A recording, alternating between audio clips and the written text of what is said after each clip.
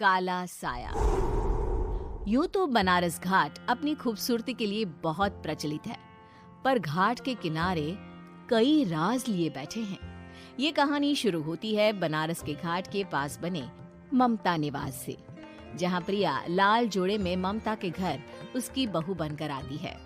आओ आओ बहू, घर को अपने पैरों से पवित्र करो। ममता घर की दहलीज पार कर ही रही होती है कि अचानक एक बहुत गंदी सी बास पूरे घर में फैल जाती है।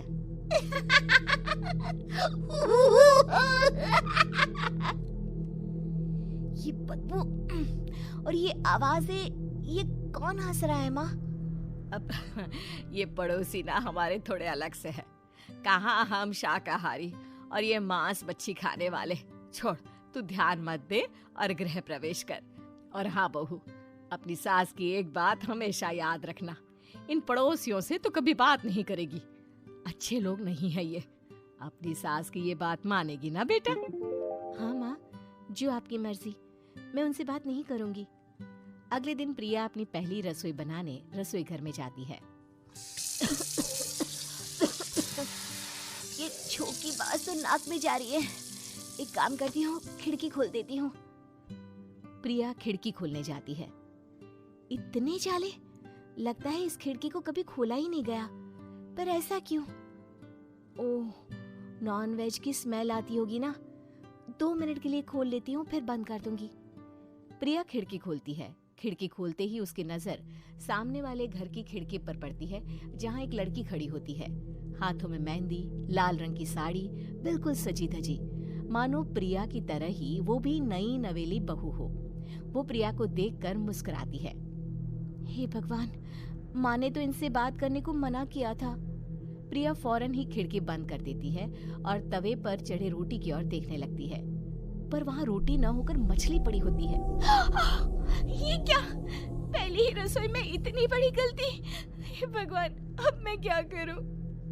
प्रिया बहुत डर जाती है और फौरन रसोई की सफाई करने और फिर सभी के लिए खाना बनाने लग जाती है।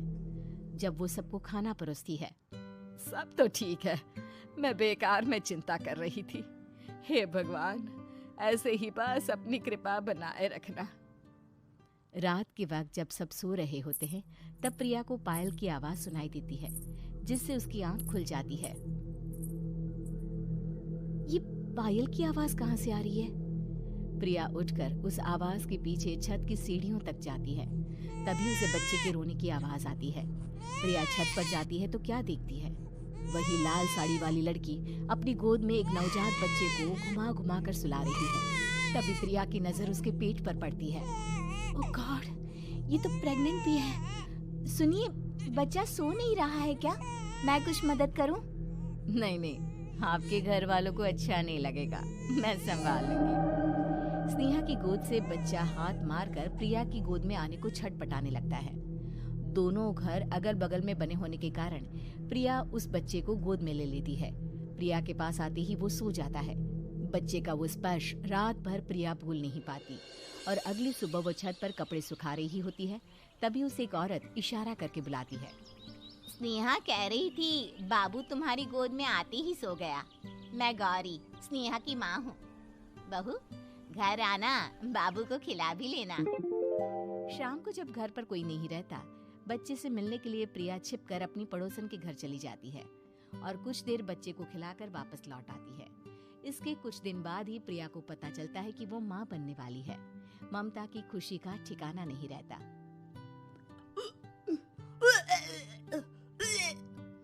माँ जी, पता नहीं क्यों उल्टी आ रही है।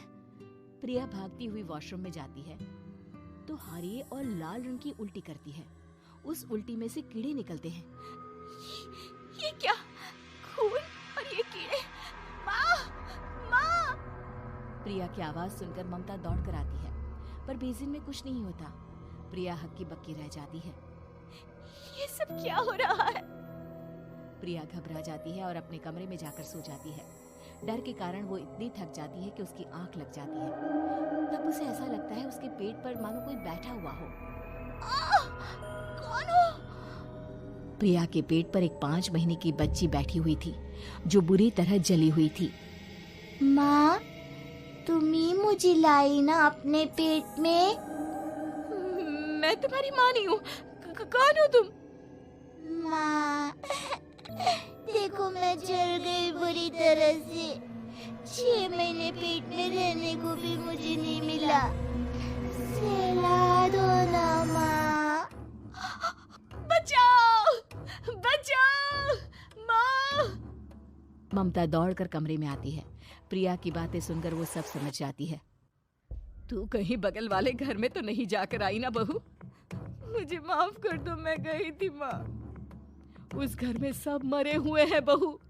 कई साल पहले स्नेहा उस घर में बहू बनकर आई थी। कुछ ही दिन में वो एक बच्चे को जन्म देने वाली थी। पूरा घर बच्चे के आने की खुशी में खोया था कि एक दिन अचानक उस घर में आग लग गई। सब बुरी तरह जलकर मर गए। गौरी आज भी दादी बनने का इंतजार कर रही है और इसीलिए स्नेहा ने अपना अजन्मा बच्चा तुम्हारी कोख में डाल दिया। ममता ये कह रही होती है कि पीछे से उसके पैरों को एक बच्चा पकड़ लेता है। दादी, दादी। माँ, स्नेहा की गोद में यही बच्चा था। ये बच्चा कौन है फिर? तेरी मौत है। तेरी भी दादी। जिस चीज का ममता को डर था वही हो गया। ममता निवास के ऊपर मौत ने चादर बिछा दी थी। प्रिया का पेट ऐसे बढ़ जाता है मानो 9 महीने का हो। 2 हाथ उसके पेट से बाहर निकलते हैं।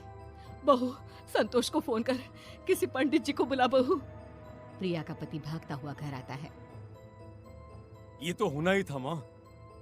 तेरा पाप तेरे सामने आ गया तो तू सह नहीं पा रही है।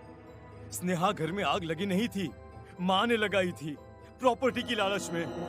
और वो बच्चा मेरी पहली पत्नी का बच्चा है, मेरा बेटा, जो कि उस आग की चपेट का शिकार हो गया था। मैंने तुमसे ये सब माँ के कहने पर छुपाया था। मुझे माफ कर दो प्रिया। तुम अगर चाहो तो यहाँ से जा सकती हो। मैं तुम्हें किसी भी बंधन में रखना नहीं चाहता। मेरी शादी हुई है आपसे, मैं आपको छोड़ नहीं सकती, पर उससे पहले हमें स्नेहा, उसकी माँ और बच्चे की आत्मा की शांति करवानी होगी।